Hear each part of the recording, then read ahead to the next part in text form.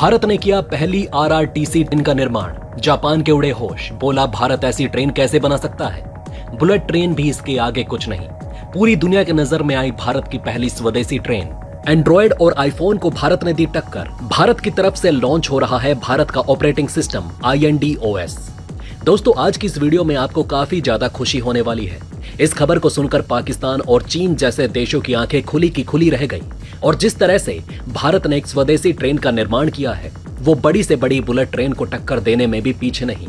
इस ट्रेन के निर्माण के बाद से ही पूरी दुनिया की तरफ से भारत की वाहवाही की जा रही है और हमें देखने को मिल रहा है कि जापान जैसा देश भी भारत की इस ट्रेन को देखकर हक्का बक्का रह गया।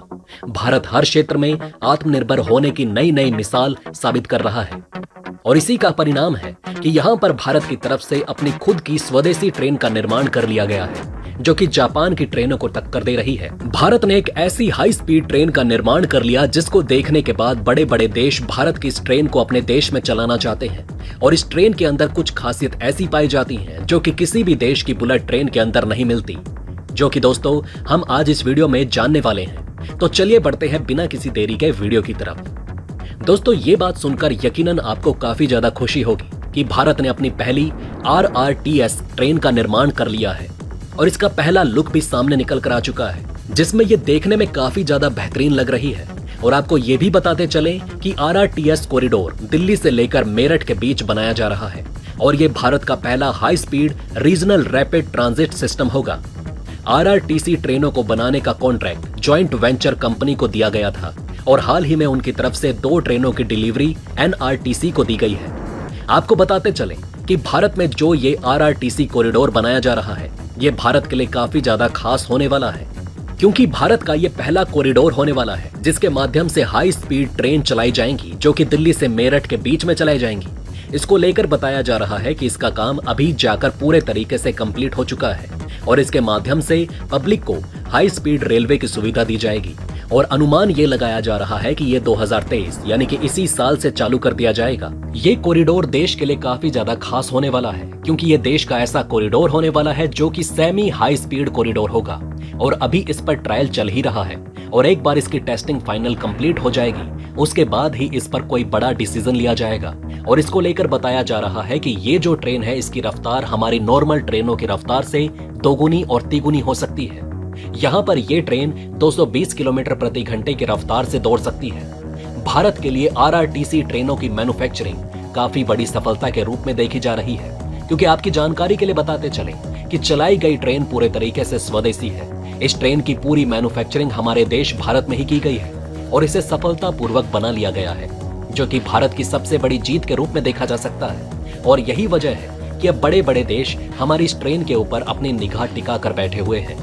जापान जैसे देशों को भी हमारी ये ट्रेन काफी ज्यादा भा चुकी है। ये ट्रेन बनाने का कॉन्ट्रैक्ट जॉइंट वेंचर कंपनी को दिया गया, जो कि 15 सालों के लिए दिया गया है, जिसमें ये ट्रेनों की मेंटेनेंस वगैरह की भी जिम्मेदारी अपने कंधों पर उठाएगी, जिसके चलते ये कंपनी भारत के IITC कॉरिडोर में मैन्युफैक्चरिंग के साथ साथ इन सभी जिम्मेदारियों को भी निभाएगी। और भारत में ये जो कॉरिडोर बनाया जा रहा है, इसकी लेंथ 81 किलोमीटर है। इसके अलावा जो बुलेट कॉरिडोर पर काम चल रहा है, उसकी जो लेंथ है वो 500 किलोमीटर की है और उसके माध्यम से ही यहाँ पर हाई स्पीड ट्रेन की सुविधा भारतीय लोग उठा पाएंगे। इस पर भी काम तेजी से किया जा रहा है। दोस्तों, इसको लेकर ये भी बताया जा रहा है कि ये जो RRTC ट्रेनें हैं, ये ज्यादा इलेक्ट्रिसिटी कंज्यूम नहीं करती, लेकिन फिर भी बताया जा रहा है कि ये हमारी बुलेट ट्रेन को काफी हद तक टक्कर देने वाली है। चाहे स्पीड की बात हो या फिर चाहे फीचर की बात हो, हर चीज में ये ट्रेन हमारी बुलेट ट्रेन से कम नहीं रहेगी।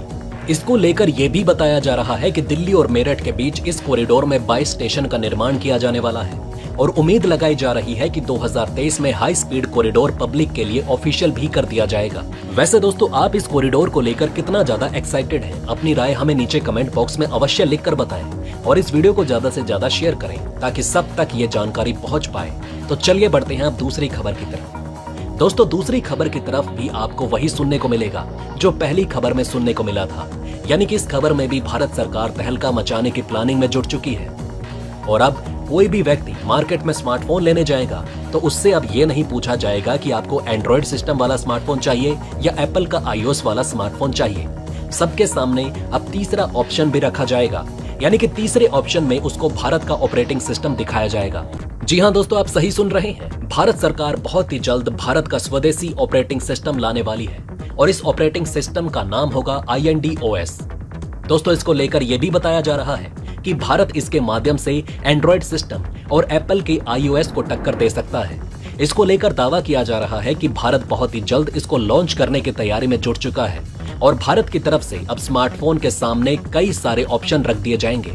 जिस तरीके से अभी तक ई स्मार्ट कंपनियां 2 ही ऑपरेटिंग सिस्टम पर निर्भर थी, उनके सामने अब भारत का INDOS ऑपरेटिंग सिस्टम भी आ जाएगा।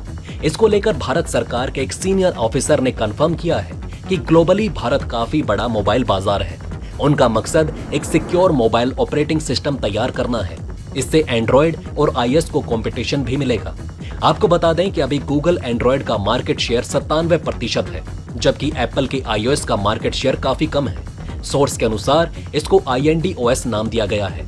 ऑफिशियल साइट और लोडिंग ऐप को यूजर के लिए सेफ बनाना चाहते हैं। इस वजह से गूगल या फिर OEM को इसकी जिम्मेदारी लेनी होगी और एडिशनल सिक्योरिटी देनी होगी। दोस्तों, आपने कई लोगों के मुंह से ये तो सुना होगा कि एप्पल फोन ज्यादा सिक्योर होते हैं, लेकिन आपने कभी ये नहीं सुना होगा कि एंड्रॉइड फोन भी काफी ज्यादा सिक्योर होते हैं, क्योंकि एंड्रॉइड फोन को हैक करना काफी ज्यादा आसान होता है और एंड्रॉइड फोन से डाटा भी बड़ी आसानी से लीक किया जा सकता है। मोबाइल बनाने वाली कंपनी सिक्योरिटी देने की जिम्मेदारी गूगल को देती है, क्योंकि एंड्रॉइड इसका प्रोडक्ट है, जबकि मोबाइल मैन्युफैक्चरिंग कंपनी केवल डिवाइस को बनाती है और आफ्टर सेल सर्विस देती है। अगर हम दूसरे ऑपरेटिंग सिस्टम के मुकाबले अपने स्वदेशी ऑपरेटिंग सिस्टम की बात करें तो इसमें कई अच्छी चीजें हमें देखने को मिलेगी, जिसमें शामिल है देसी एंड्रॉइड ऑपरेटिंग सिस्टम यूजर्स को ज्यादा सिक्योरिटी और सेफ्टी देगा।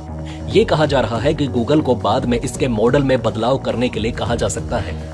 वैसे इस खबर को लेकर आप कितना ज्यादा एक्साइटेड हैं? क्या आप भारत के स्वदेशी ऑपरेटिंग सिस्टम को अपने फोन में इस्तेमाल करना चाहते हैं या फिर नहीं? आप अपनी राय हमें नीचे कमेंट बॉक्स में लिखकर जरूर बताएं। धन्यवाद।